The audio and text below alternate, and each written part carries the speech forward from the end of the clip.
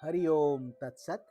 Welcome to Jyotirmayananda Society, our journey to self realization. Please subscribe for the mystical meanings and to enjoy daily satsang with us. We are currently studying the book Integral Yoga, authored by Worshipful Swami Jyotirmayananda Maharaj, narrated by myself, Swami Nikhhilananda. We were discussing the various obstacles. Distraction is removed by two methods: devotion, the theme of bhakti, and meditation, the theme of Raja Yoga. Every day, spend some time, preferably early in the morning or before sleep, sitting quietly and offering your mind and ego to the divine self. Remember God through whatever religious culture you are in. It doesn't matter which religion you belong to, because yoga is universal. Vedanta is universal. The time before going to sleep is very important for this, because whatever you implant in your mind goes to your unconscious. Also, the mind is very sensitive and receptive when you wake up in the morning. Therefore, whatever you present before the mind at these times creates a deep impression. Furthermore, presenting higher thoughts and feelings to your mind when you are awake helps you confront your day to day realities in a pleasant manner. It helps you pass through the day tactfully and gracefully. The other method in overcoming distraction in your daily practice is meditation. Any type of concentration or meditation technique enjoined in Raja Yoga system, along with its various disciplines, helps tremendously in focusing the mind and calming the restlessness. Ultimately, the third defect, ignorance or avidya, is destroyed by the practice of Jnana Yoga, inquiry of who am I. Philosophically analyze yourself and try to understand what is the reason behind all this? What is the nature of the spirit? A constant penetrative exploration into the realm of knowledge is essential. You exist for knowing more and more. The realm of knowledge is actually very exciting and challenging. In unfolding wisdom, there are many mountains to climb, many amazing things to view. It is a broad and most exciting path to the human mind. Then there are four yogas which we have talked: Karma Yoga, Bhakti Yoga, Dhyana Yoga, Jnana Yoga. Or Karma Yoga, disciplined action, how to be active, how to work effectively. Bhakti Yoga, disciplined sentiments, how to feel. Raja Yoga, disciplined mind, cultivating will and how to concentrate. And Jnana Yoga, disciplined reason, how to think. In practice, these separate yogas interact and blend. In reality, they are not four separate movements, but four aspects of one organic process. Karma Yoga, well practiced and understood, leads to devotion for bhakti. If all your creative urges through Karma Yoga are well fulfilled in life, you will bow down to devotion, and devotion in turn enables you to practice karma or action in the best way possible. Devotion leads to success in meditation, implying the cultivation of a mind free of distraction. Then again, a meditative mind in turn enables you to develop a richer and fuller experience of devotion. So they are all interrelated and interdependent. They are not mutually exclusive.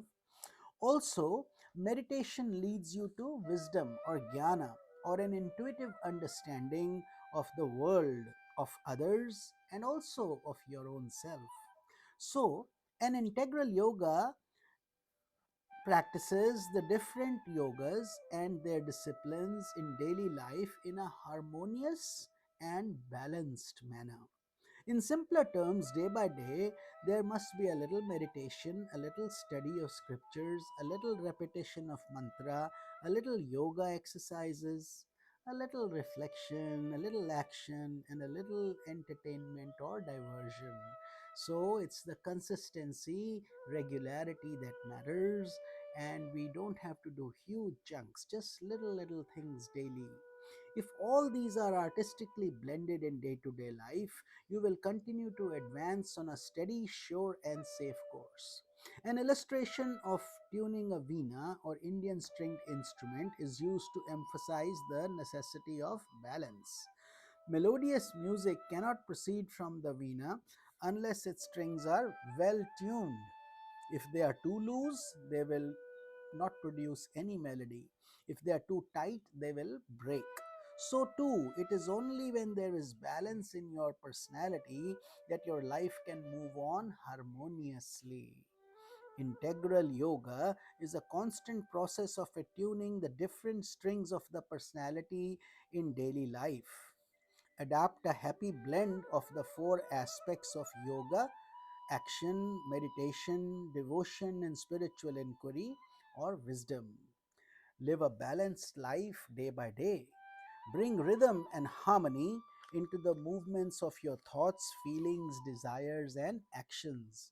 Practice integral yoga and shine forth with the glowing light of self realization.